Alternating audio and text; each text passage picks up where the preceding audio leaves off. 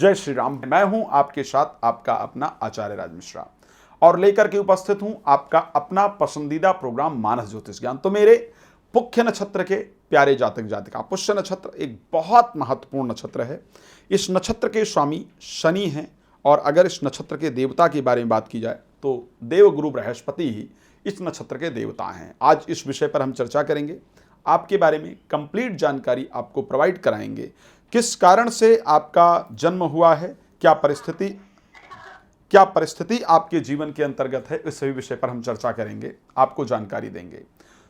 आज की अगर हम बात करते हैं, स्पेशली पुष्य नक्षत्र को लेकर के बात करते हैं, आपका क्यों जन्म हुआ है, किस कारण के लिए जन्म हुआ है, क्या करना चाहिए आपको जीवन में, ये सारी विषय। जनरली जो पुष्य नक्षत्र को लेकर के हम नेचर की बात करते हैं, आपके विचारों की बात करते हैं अगर आपके, तो आपका जो मैंने विचार देखा है ना, वो ऐसे बहुत दिखावा वाला विचार नहीं रहता है। आपको अकेले रहना, अध्ययन करना, चिंतन करना, मनन करना, चीजों पर विचार करना बहुत पसंद होता है। शादी में जाना, पार्टी में जाना, हो हल्ला करना, हुड़दंग करना, ये चीजें मुझे नहीं नजर आई है, क्योंकि शनि इसके स्वामी हैं और शनि को एकाकी जीवन जीना, सभी की रिस्पॉन्सिबिलिटी लेना, ये सबसे अच्छा लगता है। तो मैंने भी अगर हम आपके जीवन के बारे में बात करें तो आपका इसी प्रकार का विचार रहता है कि सभी के लिए कुछ कैसे किया जा सके, क्या किया जा सके, कैसे लोगों के जीवन को आगे बढ़ाएं। बट सोचते सोचते अपने खुद के शरीर को अस्वस्थ कर लेते हैं।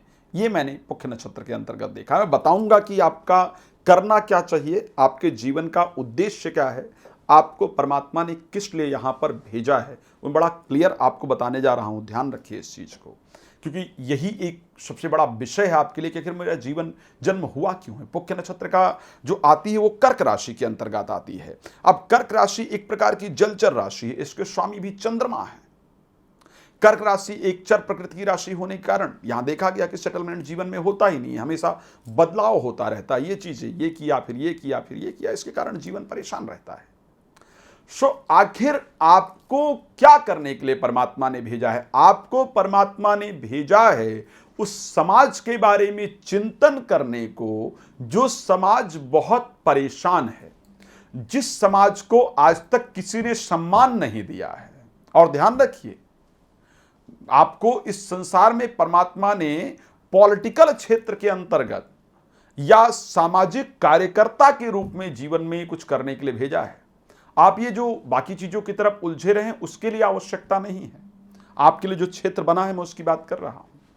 आपके लिए एक सामाजिक कार्यकर्ता जो चिंता करता है कि समाज का क्या होगा, जो लोग परेशान हैं उनके लिए, वो पहले ही देश की चिंता नहीं करता है, वो समाज की चिंता करता है, छोटे छोटे लोगों की चिंता करता है, जो परेशान है उनकी चिंता करता है, उनके बारे में विचार करता है, उनको आगे बढ़ाने के बारे में विचार करता है। सामाजिक चिंतन के लिए भेजा है। आप समाज का कार्य करते करते और जीवन में बहुत ऊंची परिस्थिति में पहुंचे, इस प्रकार की परिस्थिति है। भगवान ने आपको जुडिशरी के क्षेत्र के अंतर्गत सफलता प्राप्त करने के लिए भेजा है कि बृहस्पति और शनि दोनों, न्यायपालिका का कारक बृहस्पति है और न्यायाधीश शनि देवता को कहा जाता है। चंद्रमा मनन के कारक हैं। तीनों मिलकर के आपको न्यायपालिका के क्षेत्र में सफलता दिलाने के लिए पूरी तरह से तैयार हैं। कार्य करने की बात की जाएगी तो आखिर क्या कार्य करना चाहिए जिससे सफलता प्राप्त हो सकती है। मैं बहुत लंबी नहीं चाहता हूं, मैं चाहता हूं छोटी वीडियो बनाऊं। आपके बारे में जानकारी आपको प्राप्त करना है तो आप मुझे कॉल कर लीजिएगा। आपको एजुकेशन से संबंधित जानकारी के लिए परमात्मा ने कार्य के लिए परमात्मा ने भेजा है, आप उसको कर सकते हैं। आप मशीनरी से संबंधित कार्य, व्यापार की बात कर रहा हूं मैं, तो मशीनरी से संबंधित कार्य आपके लिए सफलतादायक हो सकती है, सफलता प्रदान कर सकती है। आपके लिए अगर कार्य करने की बात करें, जो चीजें जैसे लेबर लोगों को प्रोवाइड कराना या छोटे छोटे लोगों का उद्धार कैसे हो सकता है उसके बारे में कार्य करना, मशीनरी से संबंधित कार्य करना, बिजली से संबंधित कार्य करना, पेट्रोलियम से संबंधित कार्य करना, ये कार्य आपके लिए फायदेमंद होंगे। तो हम पॉलिटिकल क्षेत्र के अंतर्गत सफलता प्राप्त कर रहे हैं, जुडिशरी के अंतर्गत सफलता प्राप्त कर रहे हैं, ये सारे क्षेत्र हैं जो आपको सफलता दे सकते हैं। मैं अगर एक पर्सनल जीवन के बारे में बात करूं, अगर मैं प्रेम के जीवन के बारे में बात करूं या मैं मैरिज के जीवन में बात करूं, तो मुझे लगता है कि जो एक प्रश्न प्रेम के लिए स्पेशली मैं शायद बहुत बेहतर नहीं देखता हूं। अगर मैं बात करता हूं पुष्य नक्षत्र को लेकर के, प्रेम के मामले में मुझे बहुत बेहतर नहीं दिखता है। और उसका रीजन है क्योंकि आप प्रेम का इजहार ही नहीं कर पाते या नहीं कर पाती हैं। आप जो अपने मन की बात है उसको हृदय में ही दबा करके रखते हैं, लोगों तक पहुंचाना ही आपके लिए मुश्किल होता है। समाज में भी जनरली इसलिए आप पीछे रह जाते हैं या रह जाती हैं क्योंकि आप सिर्फ काम करने पर भरोसा करते हैं। आपको जो काम दे दिया गया उसको आप सच्ची निष्ठा श्रद्धा के साथ सिर्फ करते रह जाते हैं। आप कभी भी अपने चीजों को दिखाते नहीं हैं, आप दिखावे पर भरोसा नहीं करते हैं, आप लोग सिर्फ काम पर भरोसा करते हैं। इसी कारण से जीवन में मेहनत करते करते करते करते और अपने आप को दिखाने के ना कारण मेहनत करते रह जाते हैं, सफलता प्राप्त करना मुश्किल हो जाता है, एक ऊंची पद पर पहुंचना थोड़ा मुश्किल हो जाता है।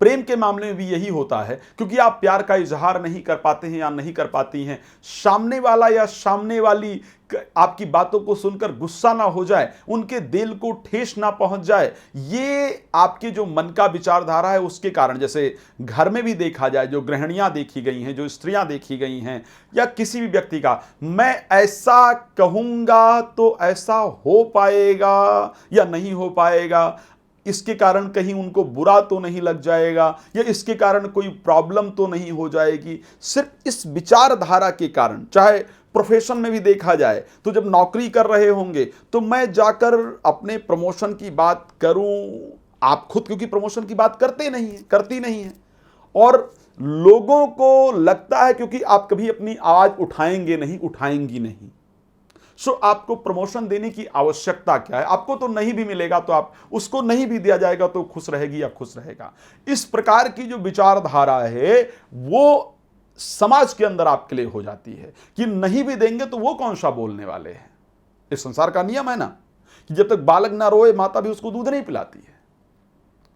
इसी प्रकार की परिस्थिति आपके साथ होती है कि आप जिंदगी में मेहनत करते रह जाते हैं, सबको पता है कि आप मेहनती हैं, आप कैपेबल हैं, लेकिन आप क्योंकि किसी के सामने कुछ बोलते नहीं हैं, कुछ बोलती नहीं है, इसलिए आपको ऊपर लेकर के नहीं आया जाता। ये परिस्थिति देखी गई है। बहुत सारी बातें हैं, आने वाले समय में उस पर चर्चा करूंगा। आपके जीवन के 7वां वर्ष आपके जीवन का एक कष्टप्रद वर्ष होता है। 7वें वर्ष में आपको अग्नि से, जल से या शारीरिक बड़ा कष्ट हो, इस प्रकार की परिस्थिति जरूर होती है। 11वें वर्ष के अंतर्गत आपको कुछ एक बड़ा सुख प्राप्त होता है, चाहे माता पिता के जीवन में कुछ अच्छा, कोई मकान, कोई अच्छा वाहन आता है, ये प्रसन्नता का विषय। 11वां वर्ष आपके जीवन के लिए प्रसन्नता का विषय होता है। 15वां वर्ष जीवन के लिए बहुत खुश रहने वाला वर्ष होता है। इसमें कुछ बहुत डिफरेंट होता है, कुछ बहुत अलग होता है। 18वें वर्ष में दुर्घटना का योग होता है, चोट इत्यादि लगती है, बहुत खराब परिस्थिति होती है, इससे बचने की आवश्यकता होती है। विवाह के लिए 26 से लेकर के 29 वर्ष की आयु विवाह की एक निर्धारण की आयु होती है। इसी वर्ष में जाकर के विवाह इत्यादि देखा गया है। 35वां वर्ष जीवन में एक बड़ा परिवर्तन लेकर के आता है, जिंदगी में बड़ा परिवर्तन करते हैं। 41वें वर्ष में जीवन साथी के साथ बहुत खराब परिस्थिति होती है, जीवन साथी को या बहुत बड़ा रोग हो या जीवन साथी के साथ बिछुड़ना हो, इस प्रकार की परिस्थिति 41वें वर्ष के अंतर्गत जाकर के देखी गई है। 48वां वर्ष जीवन के अंतर्गत एक फिर से बड़ा बदलाव लेकर के आता है, जीवन में कुछ नई चेंजेस होता है। 56वें वर्ष में शरीर के अंदर रोग होता है। 68वें वर्ष के अंतर्गत भी शरीर के अंतर्गत रोग होता है। अगर इन सभी परिस्थितियों से निकलें तो एक 80 वर्ष से ऊपर की आयु देखने को मिलती है।